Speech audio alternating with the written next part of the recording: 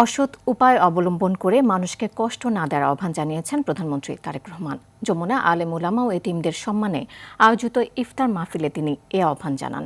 এতিম ও অসহায়দের প্রতি ধনীদের এগিয়ে আসার আহ্বান জানিয়ে তিনি আরও বলেন, পরিকল্পিতভাবে জাকাত প্রদান করা গেলে দরিদ্র বিমোচন সম্ভব বলে মন্তব্য করেন প্রধানমন্ত্রী।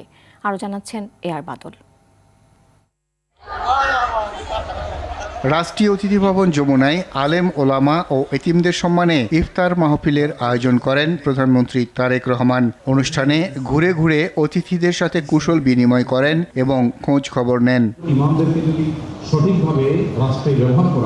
এ সময় এতিম ও দুস্থদের পাশে দাঁড়াতে বিত্তবানদের প্রতি আহ্বান জানান প্রধানমন্ত্রী। প্রতিজন বিত্তবান যদি অসহায় এতিমদের প্রতি পবিত্র কোরআন হাদিসের নির্দেশনা অনুযায়ী দায়িত্ব পালন করতে সচেষ্ট থাকেন, আমি বিশ্বাস করি তাহলে পিতৃহারা এতিম সন্তানেরা এক বুক বেদনা নিয়ে রাষ্ট্র এবং সমাজে আত্মবিশ্বাসের সঙ্গে এগিয়ে যাওয়ার প্রেরণা খুঁজে পাবে। পরিবারের পরিসংখ্যান তুলে ধরে প্রধানমন্ত্রী তারেক রহমান বলেন, পরিকল্পিতভাবে জাকাত বন্টন করা গেলে দারিদ্রতা হ্রাসে গুরুত্বপূর্ণ প্রভাব পড়বে। দরিদ্র কিংবা হতদরিদ্র পরিবারগুলোকে চিহ্নিত করে প্রতি বছর পর্যায়ক্রমে 5 লক্ষ পরিবারকে আমরা 50,000 টাকা থেকে 1 লক্ষ টাকা জাকাত দিতে পারি।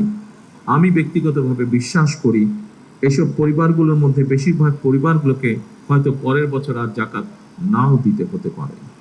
লক্ষ্যভিত্তিক এবং সুনির্দিষ্ট পরিকল্পনার মাধ্যমে যদি জাকাত দেওয়া সম্ভব হয় তাহলে 10 থেকে 15 বছরের মধ্যে শুধুমাত্র জাকাত ব্যবস্থাপনার মাধ্যমেই দেশের বহুলাংশে দারিদ্র্য বিমোচনে সম্ভব।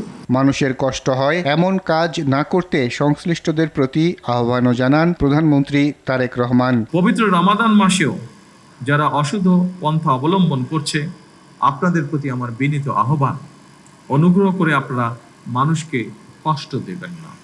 এআর বাদল, RTV, ঢাকা।